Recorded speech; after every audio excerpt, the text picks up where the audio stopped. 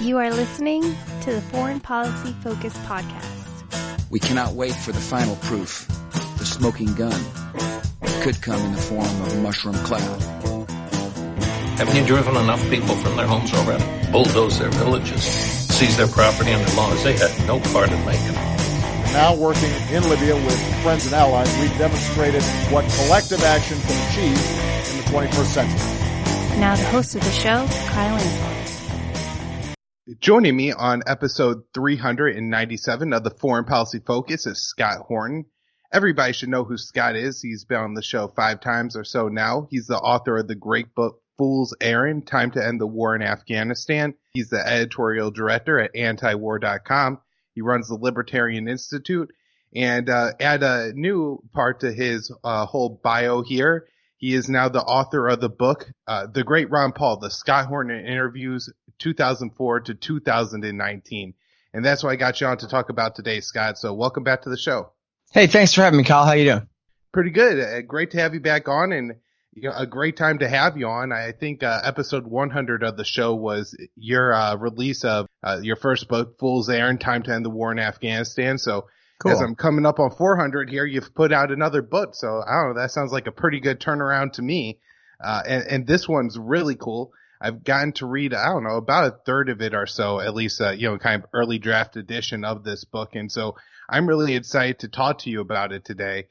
My kind of take on the book, and of course I'll have a link to it in the show notes page, and I'll go ahead and just link to the Libertarian Institute post. And, everybody check out Libertarian Institute. You find my show there, Scott's show there, the daily news up that I write, and pretty sure much everything Scott, wants you to read on libertarianism. So, check out that link and go buy that book for Scott. What you're going to get in here is basically Scott Horton and Ron Paul, some of the two greatest fighters, on the libertarian side of the anti-war movement that we have, talking about all the things going on in the terror war and the war coming home for the past 15 years. Especially the early part of it for me was just so much fun to read, because you get to hear Scott and Ron Paul talking about all the things that, I guess they still talk about when they get together. But I don't know, maybe that's where I want to start off this interview, Scott, by just talking about how, in a lot of ways, some of the stuff that you and Ron are talking about the same. But, what it's really all about is that you've been right all along about all these things.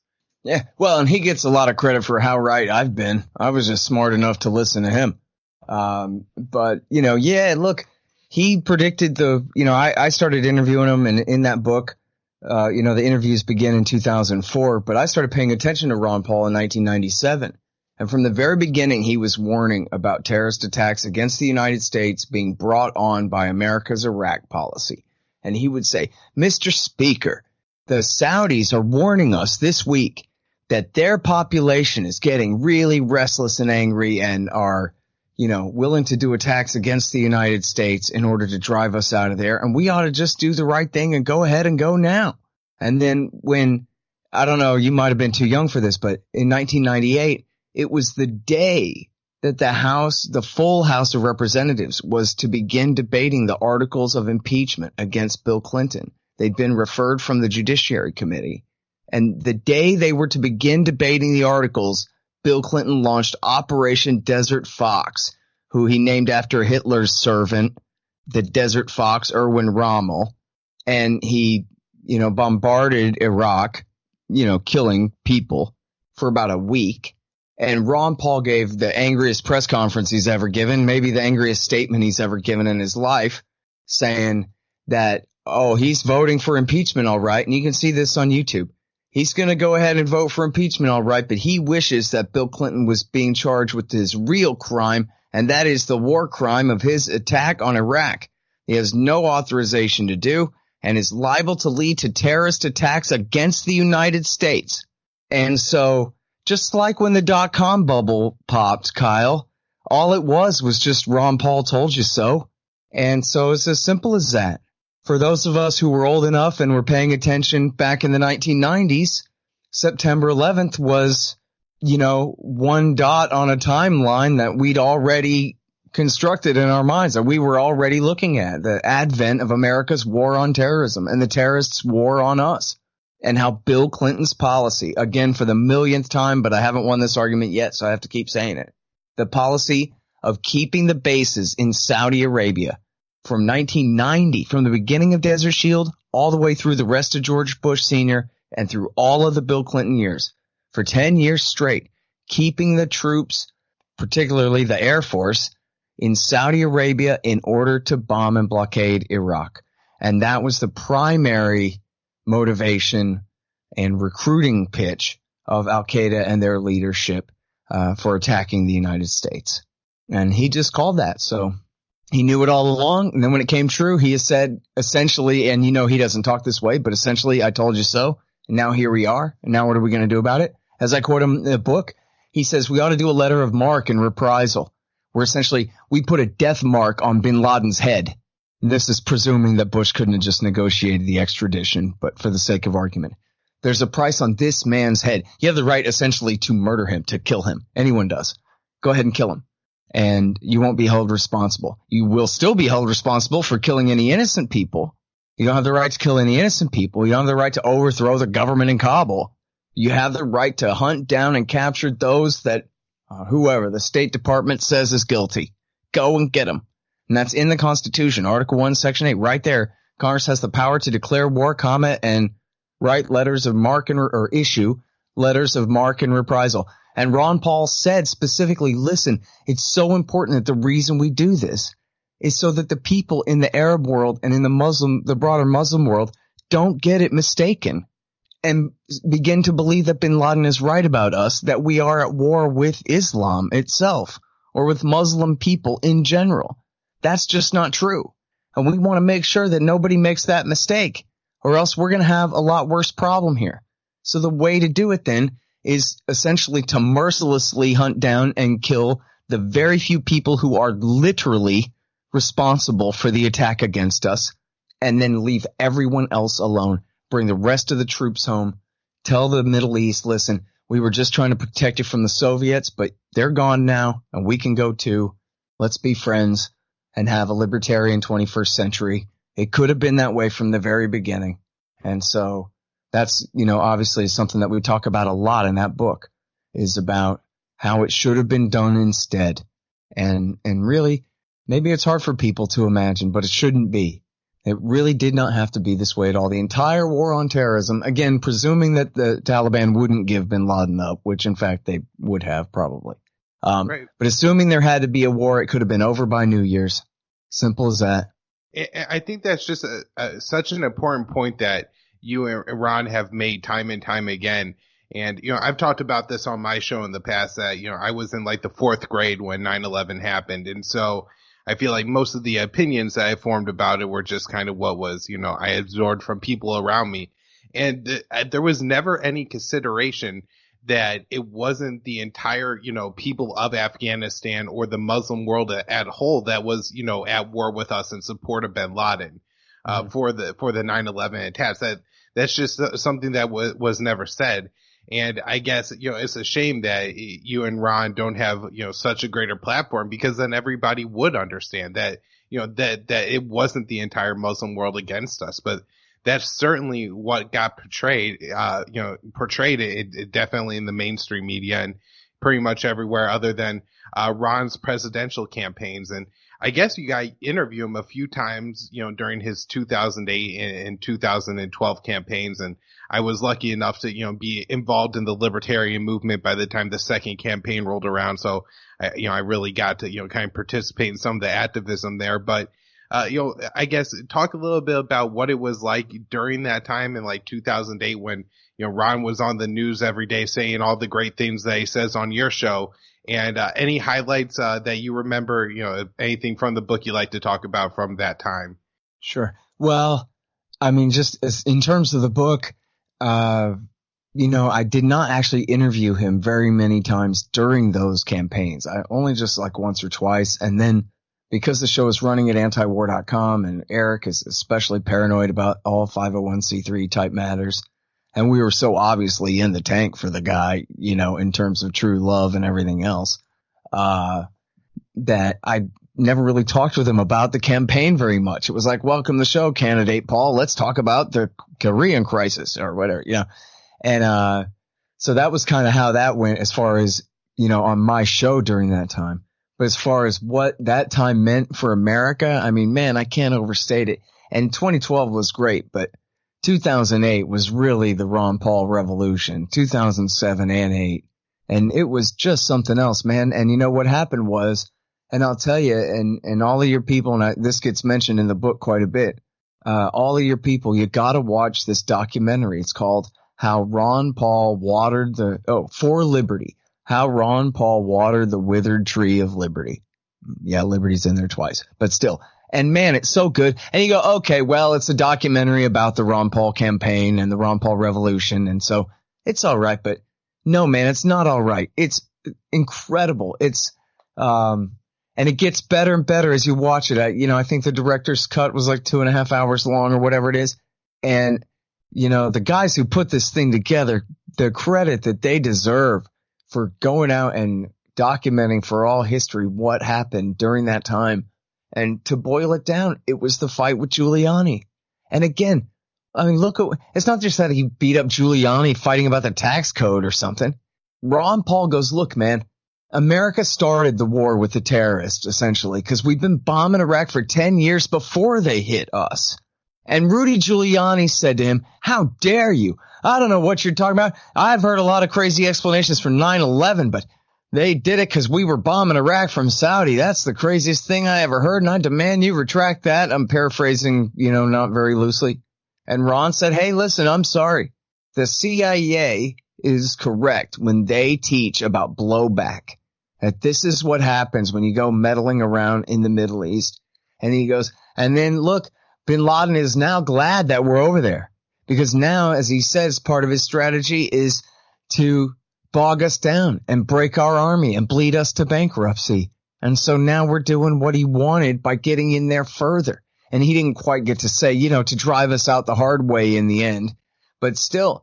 And then, so he said this in a Republican debate, in a room full of Republicans who all broke into boos against him. But then out there in the world, he turned into the most prolific MySpace profile picture. Yet people were, renting, or I guess they bought their own blimp to write Ron Paul Revolution on the side. People are carving, Google Ron Paul in their cornfields for the planes flying overhead to read. Yeah, I don't know how many millions of Americans rally to this little old Republican congressman who, and I mean this, with all sincerity, like in a positive way, that he is this humble little old doctor, right? He's not this big, tall, square-jawed, oratician. What do you call those guys? See, I'm not one either. The guys who get up there like Barack Obama with their practice cadence and their focus on speechifying, an orator. That's not his thing. He gets up there and he kind of stutters around a little bit and he's got his reedy little voice, as they say. I don't know who came up with reedy, but okay. So then that was it. What was it then? It was, his anti-charisma. His charisma was based on, hey, what you see is what you get. There's no put on here. It's not that kind of charisma at all. It's not glad hand you like Bill Clinton charisma. Oh yeah. Oh, I love you. Oh, you're so important to me. Go on. That fake thing that Bill Clinton would win people over with. For Ron, he is a very decent and sweet guy. If you meet him and whatever, he handshakes and all that. But he is not putting on a show for anybody. Essentially the deal is, hey, thanks for giving me a chance to talk to you about liberty. Okay, here's how it works. You need sound money. You need to bring all the troops home. You need to understand that markets work and government intervention just makes matters worse in virtually all cases. See, and here's why. And go read your Mises and Rothbard. And millions of people rallied to this. And it really did, he didn't win. He wasn't Donald Trump, the world famous superstar already. He was only famous to the few of us who already were hardcore libertarians or local Texan types. But he went from 0 to 1,000,000 miles an hour, essentially by feeding the American people the most bitter pill. That, come on, you guys remember the 1990s? And, it matters. And for people who thought it mattered, they really reacted to that. And, don't let me leave out that Ron got more donations, more financial support from active duty and retired military guys, and that is together and separately in their different categories as well, than all the other candidates combined, including on the other side. So including Barack Obama lumped in with the Republicans in 2008 and 12. Ron got more support from the military, from them, saying, why should we be anti-war? Because of the Constitution. And the military guy said, yeah, because I took my sacred oath to that, but I sort of feel like I'm off on a side deal now. I'm seeing through this.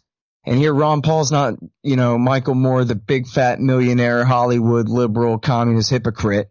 He's a little old Republican congressman in 08, and I think in 12 too, the only veteran in the race, and was saying, USA, red, white, and blue, not in a Donald Trumpian demagogic way, but just in an honestly patriotic way. Hey, we ought to take care of these boys and bring them back here where they're safe and not put them in danger for no good reason. How do you like that? And millions of people rally to that. And, the libertarian movement became the liberty movement, which means somewhat it was kind of, in different ways you could say that it has been watered down and co-opted and these kinds of things. But at the same time, it was taking the uniqueness of the word libertarian away. And it was saying, look, what we believe is the American way, isn't it? Liberty, if there's one thing, that's what we all agree on, right? Like it says in the Declaration of Independence, people are born free. And so every argument was between the liberals and the conservatives, the Republicans and the Democrats. Now the libertarians have much more of a voice than ever before. And unfortunately, Ron got old and retired and isn't on Capitol Hill anymore, so we don't have him, to have that bully pulpit on TV anymore exactly. But, a friend in the Reddit room today posted a clip of an hour-long special of a comedian I'd never heard of before. And he's funny as hell, whatever his name was, Pappas something. And, something Pappas. And somewhere in there, he breaks in the libertarians. He's making fun of the liberals and the conservatives. And then he gets to libertarians and how goofy we are because we just worship free markets and how it'll all work out and no regulation and whatever. But like, hey, all right. He stopped to pick on us. We deserve that. Hell yeah. And it used to be that we didn't exist, and now we do. And in a very important way. And we're good on all kinds of stuff. And he even characterized it too, like boys touching each other and whatever. Hey, the market will work out. If that's what they want to do, man. Capitalists for liberty, right? As opposed to social conservatives who want to put a surveillance system in your bedroom. We want your business and your actual life to be free too, at the very same time. Imagine that. And that gets across to people, especially with Ron as that conservative old personality, kind of square personality saying, listen, I don't recommend drugs, but you have the right to, but you're responsible for your own actions and all this kind of stuff, man. So I don't know. In a world that, it's funny because you talk about how young you are. It's almost like you don't remember my old world I used to live in where the libertarians didn't even really exist. They were like the militia guys or the earth firsters or whatever. They had no place in the conversation. And Ron really did more than anyone to change that. And getting it really right on everything too, right? Revisionist history, natural rights theory, Austrian school economics, and absolutist, I ain't asking, I'm telling you, non-interventionism. That's the good stuff. When libertarians are criticizing Ron Paul, how could you take the side of Maduro? And he's like, hey, I'm just taking the side against the U.S. government intervening somewhere every time. Doesn't matter how left wing the enemy is, dude. You ain't gonna get me on that. He's got his principles straight, And right. Anyway. Well, that's actually the kind of where I wanted to ask you next was just kind of prepping for the interview. I was trying to flip through and see all the things that you and Ron covered. And I was able to, I think, catch pretty much every U.S. intervention mentioned in there. And Ron was good on all of it. And for, any of the stuff that started after 2004, he was right on it. And, you two were pretty predictive of, kind of what was going to happen and what was going to be the result. So what is it like, first of all, to get to talk to somebody who just has that great of foresight on so many issues and, spends that much time in Washington, D.C.?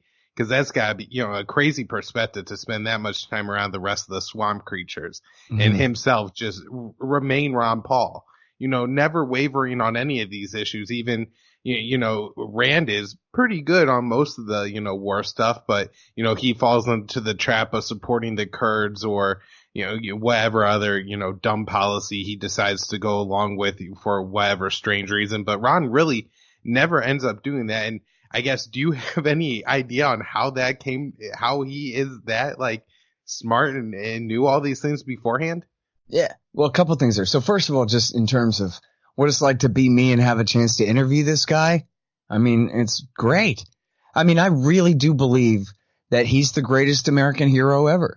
That the thing that matters to me the most, that the most people possible believe in freedom, he's the guy that did the most for that. What else can you compare him to? You know what I mean? He's the greatest.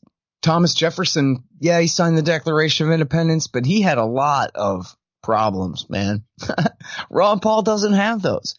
The guy's essentially good on everything. I disagree with him slightly on, you know, the border kind of thing, but you don't hear him being a right-wing hawk on the border. You know, he's like, yeah, we can have a border, but we really just need to have a sound economy, and then no one will mind. It'll be fine. And, you know, he's really great. And, you know, I really feel like it's like, I'm an acquaintance of, one of the all-time greatest American heroes ever. And it's a great privilege, you know, absolutely. And so what it's like to hear him predict all this stuff all along. I mean, I learn a lot of stuff from him.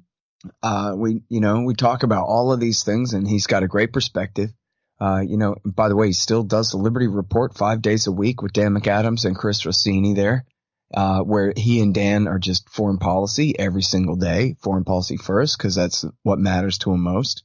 And does a really great job on that.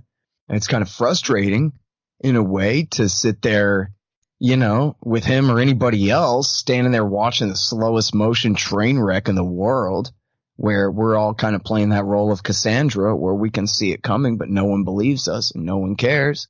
And so, you know, a lot of bad stuff happens anyway. I think happily the only prediction he gets wrong in there is he seemed to be pretty convinced we were going to end up having a draft in order to invade Persia. And luckily that has not come to pass. But, you know, certainly a lot of what he's warned about has.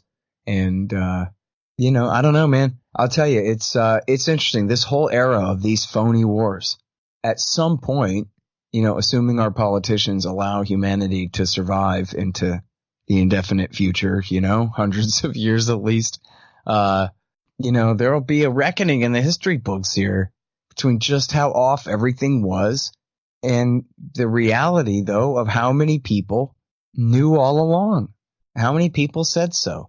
And, you know, I couldn't sit here and give them all credit because there's, you know, I don't know, something like 1 million Americans opposed Iraq War II in the streets in February and March of 2003. And when it comes to writers, left and right and libertarian and propagandists and radio hosts and best friends and Uncle Bob's at dinner and all the people who have tried to agitate against this foreign policy, all the people who said it didn't have to be this way, it's in the, you know, I don't know, at least it's in the millions. It's in the millions of Americans who knew better. And when it comes to like the real writers who were keeping track of it, okay, thousands who knew the truth compared to the narrative and were able to predict, man, here's what's going to happen if you keep going the way you're going in real time. And so then, you know, that raises a lot of questions about why the rest of society just can't get this straight, because it's not just our government. It is the dominant culture that supports all of this. Yeah. I mean, I guess I want to talk to you kind of about too, how I guess it is that not enough people know the truth and everything. And yet you've had Ron Paul, who, you know, has been a congressman. So that's a fairly high ranking U.S. politician. I mean, he's not a senator or anything like that, but he was, over a 10-term congressman? I think 12 total. Is that right? I'm sure there's that number. But anyways. Yeah, that's right. Yeah. Just, you know, the not getting out there in the media and just remembering, you know, like Fox News leaving him fourth. You know, he's like third or fourth in a poll and they have 4 or 5 candidates up there and they put the 5th place or the 4th place guy and excludes Ron Paul, who's like in 2nd or 3rd or something like that. I mean, it's for real. If you go back, there's the famous quote is from Jon Stewart saying, "What is this guy, the 13th floor in a hotel?" But actually that whole clip, he has a great little montage of them stiffing Ron. And it really was incredible. And when they gave him any attention at all, they pretended essentially that he was this far right, to the right of the John Birchers, neo-Confederate, mean old racist, right-wing populist. It's like, look, man, you're talking about a person that doesn't exist. You're talking about Ron Paul? You're trying to make him sound like he's Jesse Helms? He's not Jesse Helms. Do you know anything about right-wing politics at all, you idiots? But they didn't, what they didn't know, they didn't care to learn. Why differentiate when we can, neutralize this guy, when we can drive him out of the running by simply smearing him as this entire opposite character from who he is? And you asked about how he, this is the part I didn't answer. You asked about how did he stay so good all that time? It was because he didn't go up there to make money. He didn't go in there to cash in. He didn't go up there to be influential with them. He went up there to get a bully pulpit to be influential with us, the American people. And if you listen to him, and honestly, when you read this book, as I know you all will, when you read this book, he says over and over again, that's why, Scott, it's so important that we keep teaching people about liberty. It's all about and that's probably a lot of where I got this from too. There's a lot of different, and he did run for Congress and sit in Congress. There's plenty of actions that you can take.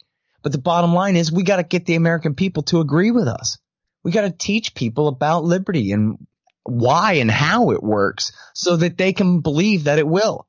And so they won't cling to the state to provide them the security that you and I know it actually threatens and cannot provide. And certainly not at a reasonable price. And so we got to just keep teaching. So, I quote in the, I talk about it a few times in the interviews actually, but I quote it in the introduction too about in 2008 when he ran, there was a angry letter to the editor of the Houston Chronicle and said, "I hate Ron Paul. All he ever does is go to Washington, D.C. to write articles, give speeches, and vote no. He's useless. His job is supposed to be bringing home the bacon to us, divvying up that pie and giving us our share of the public loot, right? I mean, what the hell else is the job of a congressman?" And it's like, yeah, that's right. That's what he's doing up there, all right. That's what, any good American should love about him. He's up there writing articles, giving speeches, and voting no. And you can tell in the anecdotes that he would tell about his time on Capitol Hill, and he's such a decent guy. He's never like bad-mouthing anyone in a way to really hurt him, or he almost never would name names. But I remember he told a story about Dick Armey one time, which that was the guy's name, the Republican congressman from Texas. His name is Dick Armey. And he was he was so right wing that he was skeptical about war.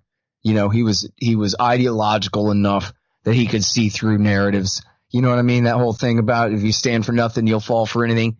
The opposite of that is if you stand for something, then you'll see the inconsistencies in the common narratives pretty easily, And so Dick Armey, I'm sure he was horrible on some things, but he was, a budget hawk. Famously, Dick Cheney personally called him in and threatened him with Saddam's nuclear bombs to make him vote to support Iraq War II, which he then condemned Cheney for lying him into it that way, although he should have known better and could have. But anyway, so Ron told a story about how he saw Dick Armey after he'd left Congress, but he saw him out there on Capitol Hill one day. So, how you doing there, Dick? He goes, "Oh, Ron, check it out, man.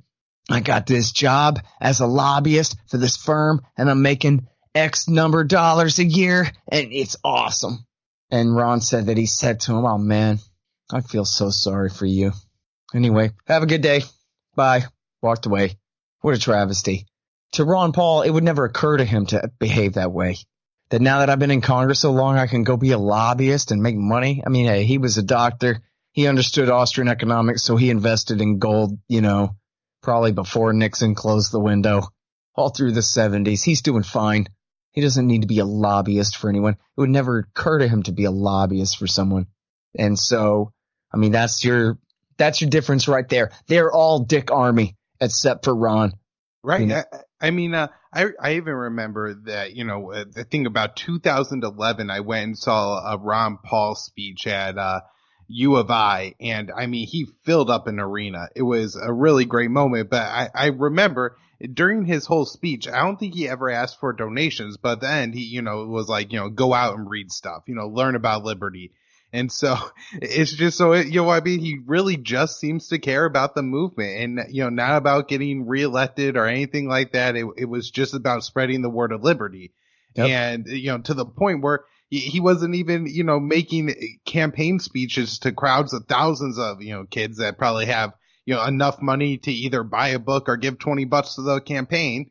And, they end up going buying a book because that's what Ron told them to do. And so, I personally end up buying a Judge Napolitano book after that. And I think, probably well worth the later investment on that. So yeah, Ron Paul, just, I don't know, it was a great story about him. Yeah, man. Everywhere I go when I give speeches, I like to say, who's a libertarian because of Ron Paul? And hands go up. He is one of the greatest all-time disseminators of our philosophy. He'll tell you, he didn't write a lot of, original philosophical treatises and these kinds of things. He's standing on the shoulders of a lot of giants, but he's, our most successful PR man. And think about that, right? Like this humble old doctor. Why is he our most successful PR man in all libertarian history? Just because of how damn genuine he is. Simple as that. Nothing slick about it. Just, see, here's the problem. If you don't have a gold standard, you're going to have a boom bust. And nobody likes that crash, do you? Here, read this. As you said, he forgets to raise any money. He just wants you to read what government has done to our money. Yeah. No, and I guess because it shows what he wants. It's not, about him. It's about the movement, about spreading liberty. So I did want to ask you too, because you and Ron end up covering a lot of stuff on the show that isn't just about, the war in Libya or the war in Iraq or something like that, but about, the battles he was fighting the war against home, especially in the spy state where he was, so predictive of that. I'm sure he was talking about long before, 2004 when he was on your show, but I know you guys have had a couple conversations about that. So I wanted to ask you what you thought. Yeah, I mean, in fact, he famously gave a speech in 1984 about the rise of the police databases and keeping track of the American people. And here we go. So that was 20 years before I started talking to him. That was during his first, couple of terms in Congress there. But yeah, I mean, I think he was certainly up on the news. So I don't know that, he had any exact special insight into Bush's illegal program before anyone else did. But he certainly was up on everything that had, everything else that was coming out and all the smaller developments and at different times. So we learned about, it was December 2005 was when the New York Times really broke the illegal spying regime. But there were other, stories that had come out about the interception of, all the overseas cables. And, which includes a lot of American everything. There were reports. I think this may have come originally from Bill Binney. I don't know where this came from originally, but I seem to recall knowing way back, even like in the 1990s, a kind of a narrative that it was something like all landline calls and 90% or 85% or something of cell phone calls are being intercepted and saved. And this kind of thing. And Ron's the kind of guy who he's plugged in. He reads antiwar.com every day. He keeps up not just with the news, but with the real important stuff at the exclusion of all the junk. And so, he's certainly at the cutting edge of noticing things like that and having his antenna up for it and then warning people. In his Freedom Report that he'd send out and in all of his speeches and all of that stuff, he was always warning people that, the way it's supposed to work is the government is in charge of protecting our privacy. And instead, what do we have? They invade our privacy while they have draconian levels of secrecy about all of their own behavior at our expense. Does that sound right to you? It's not supposed to be that way. It's supposed to be the other way around. Right, everybody? Okay. And he says that over and over again. And do you really want to live in a world where it's gone that far? where all the databases are integrated, essentially, where you can't go get a Slurpee without it being on your permanent record 6 ways ever again for the rest of your life, ever, any of us ever. Is that how we want to live? I don't think he used the Slurpee example, but is that how we want to live? And is that what we're going to let them do to us without pushing back?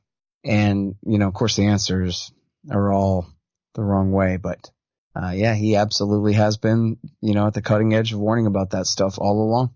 Right. And I like how Ron always has, maybe this is where we could wrap up here, Scott. But I wanted to ask you last, Ron always centers everything around the war state and that being the cause of so many of our problems.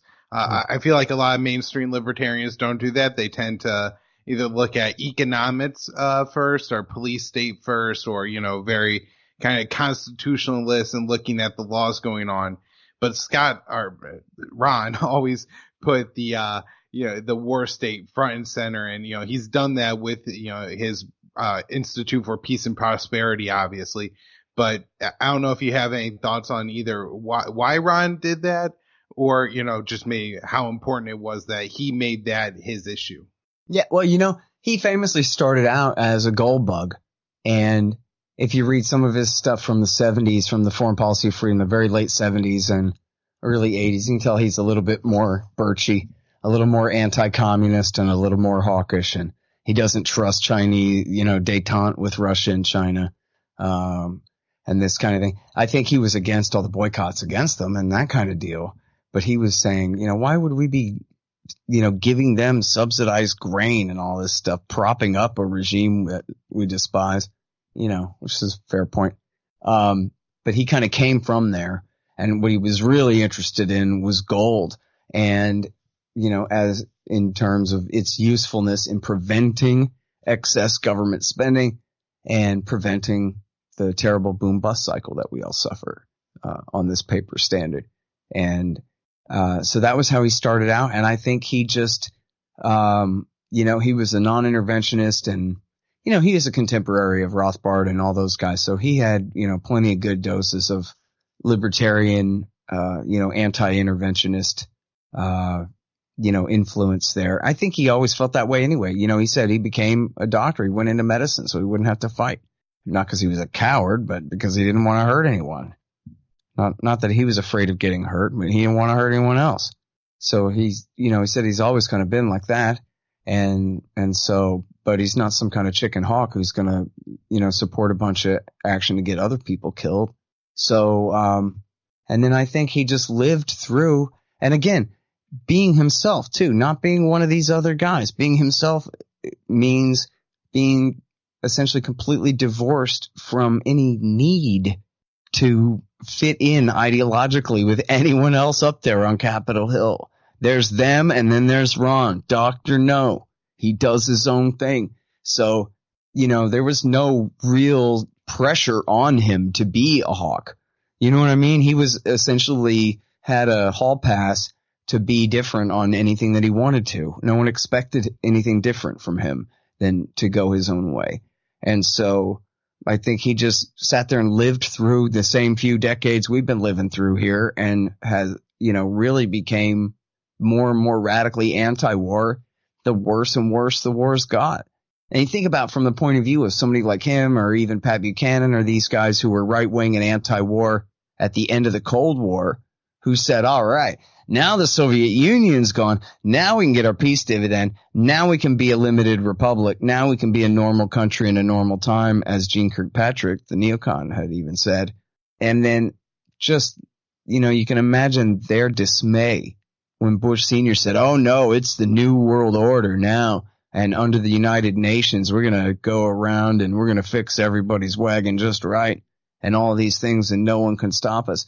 And, Ron did give speeches against the first Iraq war back then, just as Pat and a lot of other, right-wingers, paleo-conservative types, saw that for what it was, this huge strategic mistake in terms of not just the Middle East, but the entire concept of what America is and what direction it's supposed to go now. Are we supposed to take full advantage of the fact that the Soviet Union is out of our way? Like we're the English or something? or are we going to remember our roots and what we're supposed to be trying to do here, which is perfect liberty, perfect our revolution in one country here, and show the rest of the world by example how right we can get it. And so, boy, talk about slow motion train wreck in this century. Try being old Ron Paul, 80-something now. He's been a full-grown adult this whole time since, he was in Congress back in the mid-'70s and has seen all of this play out in the most ridiculous and horrifying of ways. So, I mean, that's really something there. But anyway, I'm sorry, what was the question? I think you pretty much covered it. I was just going to add, the only thing, wrong with the book is that it's just frustrating to know that there was somebody in 2004, in government that was saying all the right things. And that, as you point out in this interview, he was saying it long before then. And that at this point, he at least hasn't risen to such a, position of authority that he could actually do something, or even just, persuasion and, have enough, popularity to talk to people that, nobody knows that Ron Paul has been right about this all along. And, this is the great part of what the book shows is because it just is a timeline from 2004 to 2019 about Ron Paul being right about absolutely everything about that was going on in the war state and his fight against it. And when you read it, you will really regret that he did not get elected president. I mean, to think that the American people really could have chose to abandon this whole project, and instead they said no. That's really something. Yeah. All right. Well, Scott, thank you so much for coming back on the show. Everybody go to the libertarianinstitute.org, antiwar.com. Foolserrand.us is the website for his first book, and then this book, I'm sure will be on the homepage at the Libertarian Institute for the next few weeks or so. So you can either just, go straight to the homepage there, or there'll be a link in the show notes page. But everybody go buy Scott's first book and this most recent one, the great Ron Paul, interviews from 2004 to 2019. Thanks, Scott. Thank you.